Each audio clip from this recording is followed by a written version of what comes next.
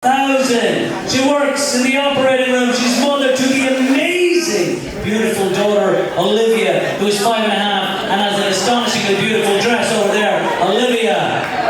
Ladies and gentlemen, please welcome up here to the stage, Tanja with I Can Buy Myself Flowers. I Can Hold My Own Hand.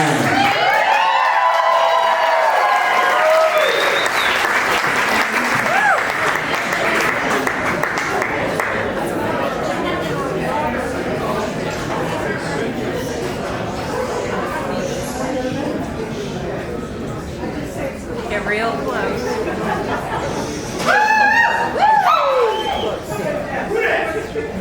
Ready? So, my take on this is a bit different. My show is not just going on. For the first time in my life, my show finally begins.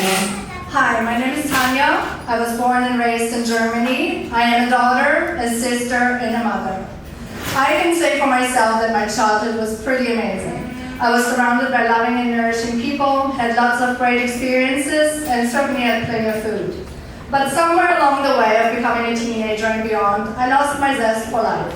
A sadness emerged. The sadness manifested itself in the notion that I believed I was not enough. Before going further regarding me thinking that I was not enough, I want to tell you about a very cruel experiment. It fell under the topic, learned helplessness in animals. Painful electric shocks were administered to dogs trapped in cages. After repeating this several times, the doors were opened and the dogs were shocked again. The dogs made no attempt to flee, even when the doors were wide open. They just laid there, whimpering. Humans had to drag the dogs out of their cages several times in order for them to realize that they could run into freedom when tortured again. From this experiment, parallels were drawn to human behavior. How I accepted my cage. As a young child, I would say things like, I don't want to take a shower, I don't want to finish my dinner, only to get the response, well, sometimes we have to do things we don't like. It's part of life. Suck it up, buttercup. Occasionally, I would throw a tantrum, and I am a hard-headed Capricorn, so those tantrums were not pretty. In such events, I was sent to my room since nobody wanted to deal with a crying child. I did not want to be excluded from life, so I quickly composed myself to rejoin everybody and go on like nothing ever happened. My take from this was, make lemonade out of lemons, but my cage also provided me with a comfort zone. My electrical shocks and pain-causing events. In elementary school, I was asked to write out a specific word given to me by a teacher. Once done writing it on the blackboard, I proudly turned around to my classmates, only to find them laughing at me. I did not only make one spelling mistake, but two. I was devastated and humiliated. I felt like I was not enough. In this case, I did not feel smart enough. Later in high school, most girls around me developed beautiful curves. I did not. Comparing myself to them made me feel like I was not pretty enough. I had plenty of stories to support this false notion, and they caused lasting pain. In my early 20s, I met my first serious boyfriend, who later became my husband.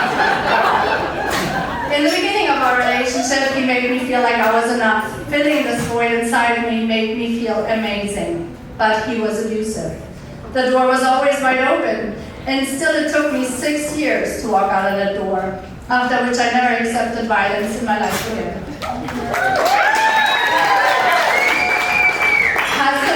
Comes along. Oh, he was incredibly handsome. By choosing me, he filled the void I had inside me regarding my looks. Again, filling this void made me willing to pay a price. In this case, I accepted his flirtatious nature toward other women. My values kept getting stepped on, even in other regards. We were both unhappy after many years in this marriage. I fell into recurring depression and anxiety, and he started to buy one expensive toy after another. Until one day when he violated my two most essential needs, honesty and the feeling that I should be enough for him as a woman. During our separation phase, these two needs were violated almost on a daily basis. Why do we get pleasure with movies like The Equalizer? I believe it is because The Equalizer stands up for our values. He actively defends our boundaries, and he makes the villain suffer. At the end of my second marriage, I wanted the equalizer to step in and bring my husband to his senses. I wanted him to realize that I was enough and to never lie to me again. But would this fantasy make me dependent on an equalizer? And remember the dogs? It could mean that I would repeatedly wait on an equalizer to drag me into safety. But how many more times before I would realize that I'm actually in charge of my own freedom? And I don't mean physical freedom, but emotional and mental freedom. When I found myself lying on my living room floor, crying, exhausted from the pain I felt during my separation, I realized I needed help. The help came from an amazing therapist recommended to me by a beautiful friend. This therapist introduced me to the Murray method. Learning more and more about it made me feel like a phoenix rising from the ashes. It provided me with practical tools and insight to understand how past events affect present life. This method helped me identify most of my fears, where they originated from. By addressing them, the bars of my cage started to disappear. The biggest eye-opener was that it made me realize that I was waiting for the world to assure me that I was enough, almost my entire life. But it always resulted in some sort of dependency. In reality, I needed to heal from my unhealthy self-perception. Coming out of this trauma finally showed me that I am enough, and it freed me from feeling judged by others. I am who I am, and I am proud to be me.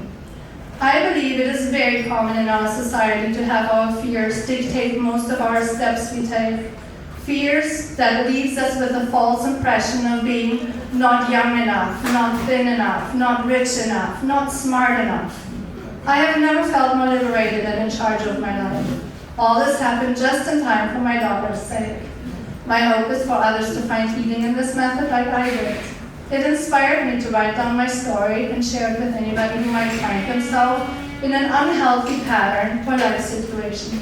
My book is almost finished and I'm looking for interested publishers. Let the show begin.